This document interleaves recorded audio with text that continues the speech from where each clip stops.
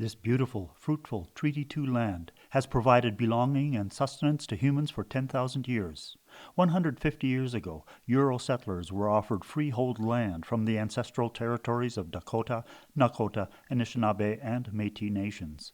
These indigenous communities have been marginalized to make way for export agriculture. Indigenous neighbors and the Truth and Reconciliation Commission encourage history to be told truthfully and respectfully. We each belong to this land. Together, we share in its care.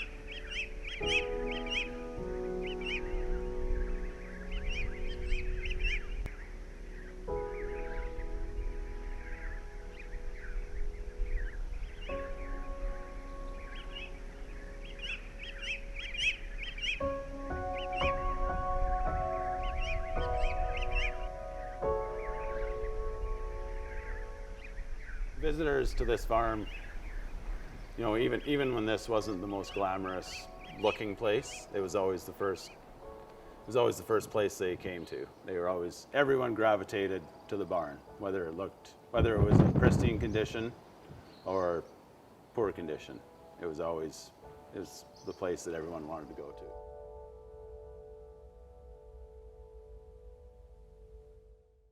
Most of my memories in this building are just playing around, showing my friends, taking my friends up to the loft.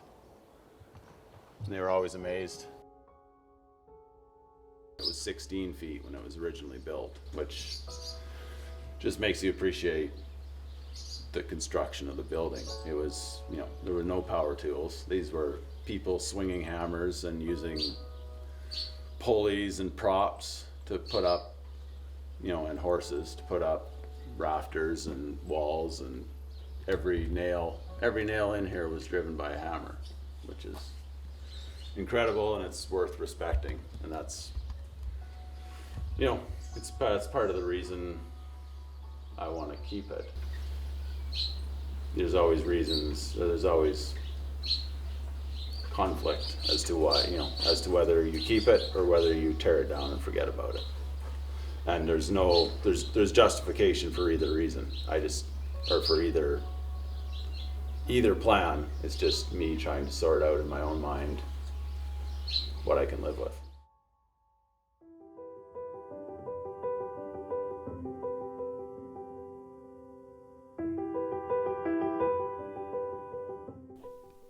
The farm had been in existence for over 30 years when I was raised here at Chain Lakes Farm in 1918.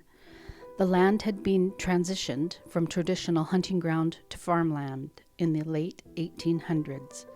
The buffalo, or bison, had disappeared from the plains a few decades before that, and the land left for grazing, as it was not suitable for crops, was now shared by horses, cattle, and sheep, in addition to the deer who roamed the valley just to the west.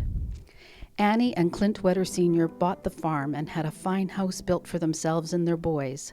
At the time, Reg, Jack, and Bill. Clint Jr. was born at this farm in 1919.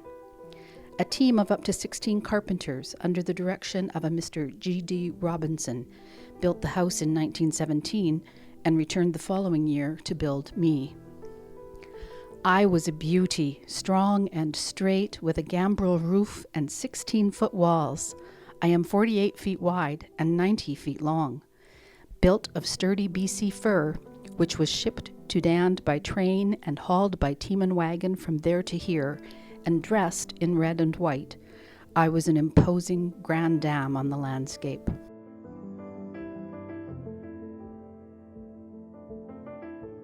"100+ years sees a lot of changes. Everything from the way the farm work is accomplished, to the way livestock is handled and cared for, to the things the family here does for fun.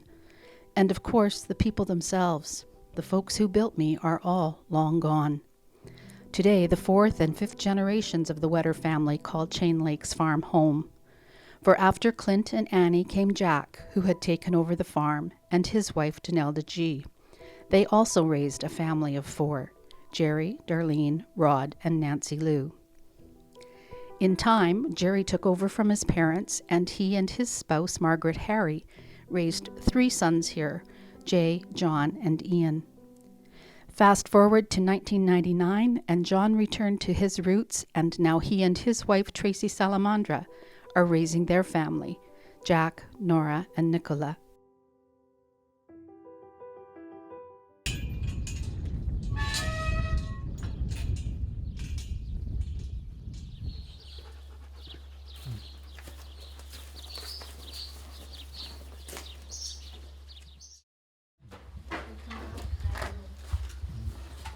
This is the old oat bin that rolled oats for the cattle. So this, even when I was a kid, I'd come in here and scoop out some rolled oats. This is the old actual roller that was up on there, and then that was fed from an storage bin up top.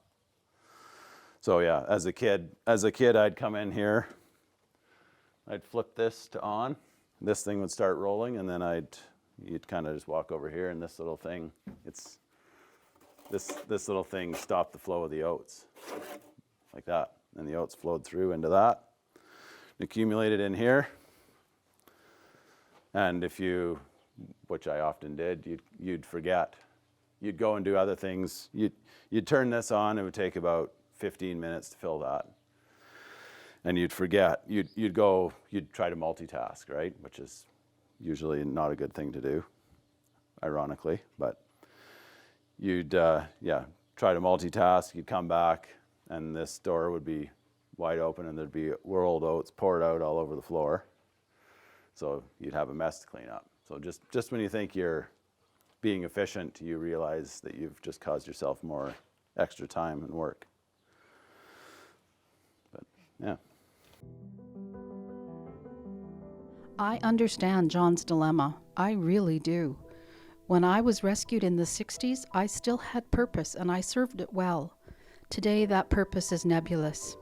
I represent the past, an era that will never come again. There is value in that, but I also know that everything on a working farm has to pay its way. I'm no longer needed for the many reasons I was built, and the value I hold versus the cost of rescuing me again, it's not an easy decision.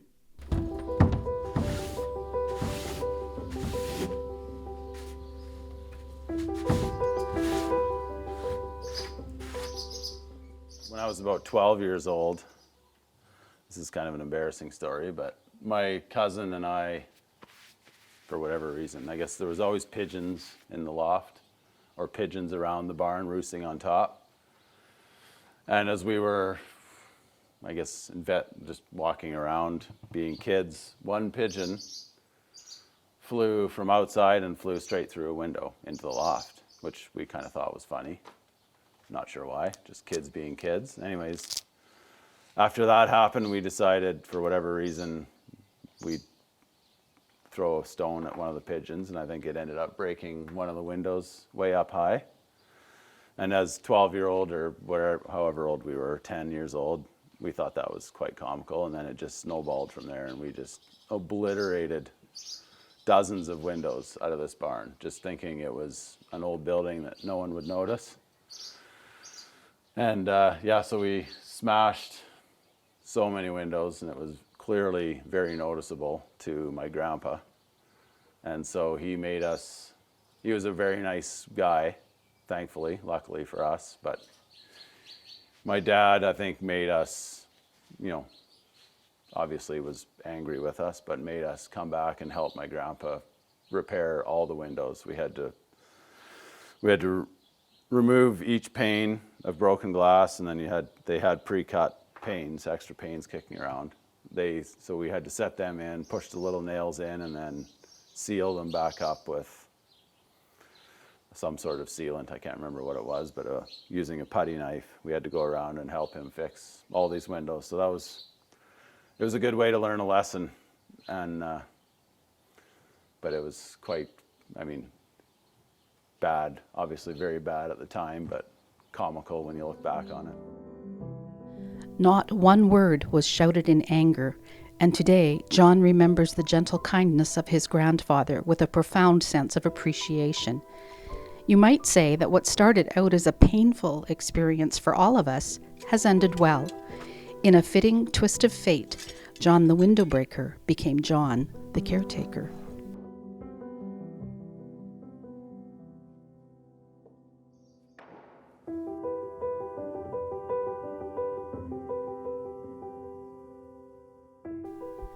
For over 50 years, I was the heart of the farm, the winter home for both beef and milk cows and work and pleasure horses, in addition to my loft, which held a winter's worth of feed and straw for bedding, and at varying times a multitude of cats.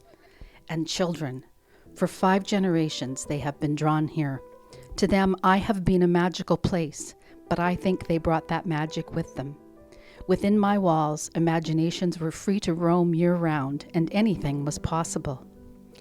I have welcomed them in from the cold and the rain, watched them grow and take on responsibility, shared their sorrows and their fun, how they loved to play and explore here, swing from the ropes and let go over the haystacks, or in summer, sit at my open loft doors, feet hanging over the edge.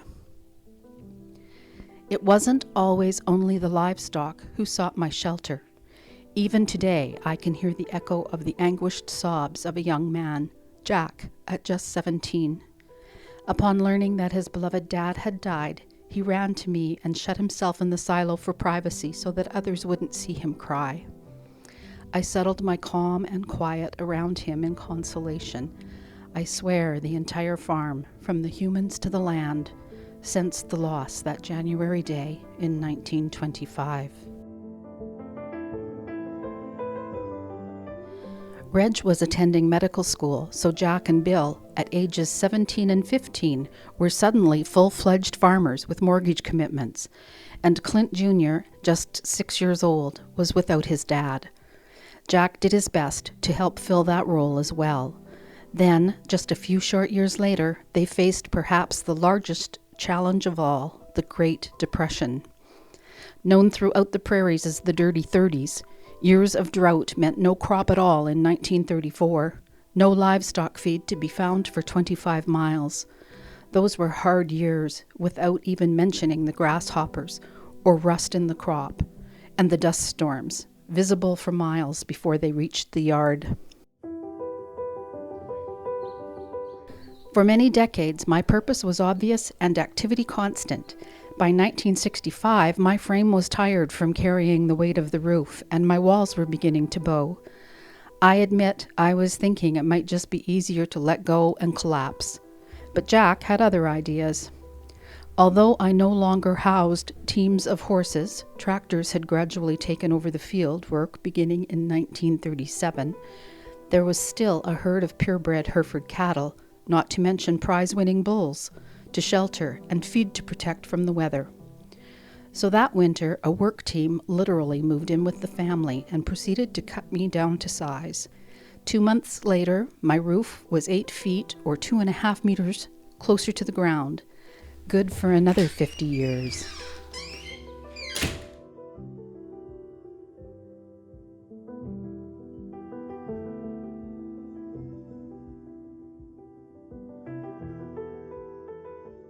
These were the slings. These are hardwood, fairly rough, but these are hardwood boards. These were the slings that brought the hay up into the loft. So the hay was just loose hay that was brought into the loft using the pulley system, and a team of horses at one end, and the big doors with the peak, which was the the peak has a purpose. It's where the track extends out past the eave of the barn, and then these would hang down. The hay would be bundled up. Someone at this end of the barn would crack the whip, and the horse team would take off, and it would pull the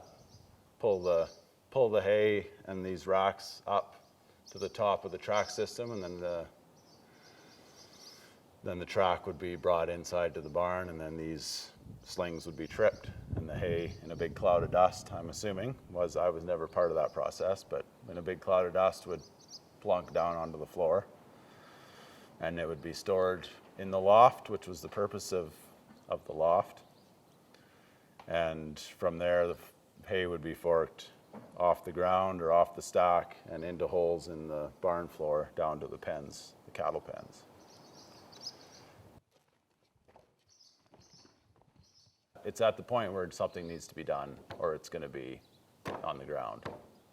And we're probably more years away from that than I realize, but it could be a few years. So the time to act is now, and that's kind of another part of the reason that I'm feeling the push to make a decision outside of just trying to close the chapter on this thing, in that, trying to end my internal debate on what to do with it, because it'll just fester forever if I don't make a decision.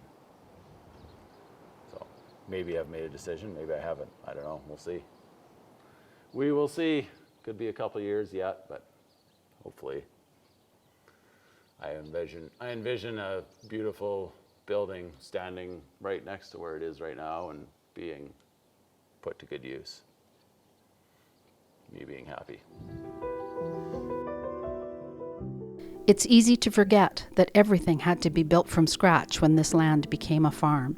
Shelter for humans and beasts, fences to keep livestock, the very fields that today stretch as far as the eye can see.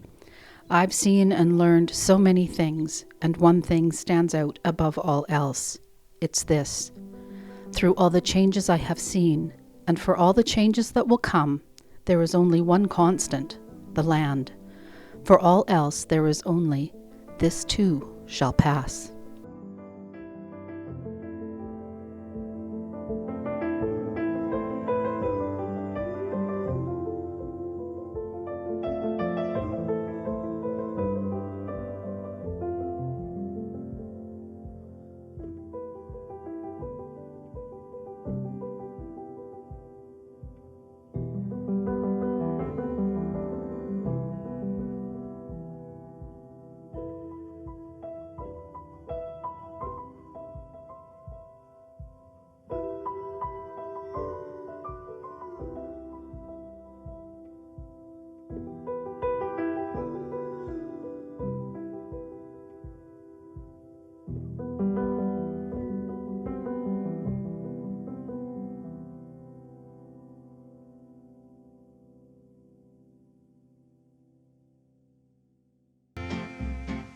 There's a long, long trail winding into the land of my dreams, where the nightingales are singing and the white moon beams.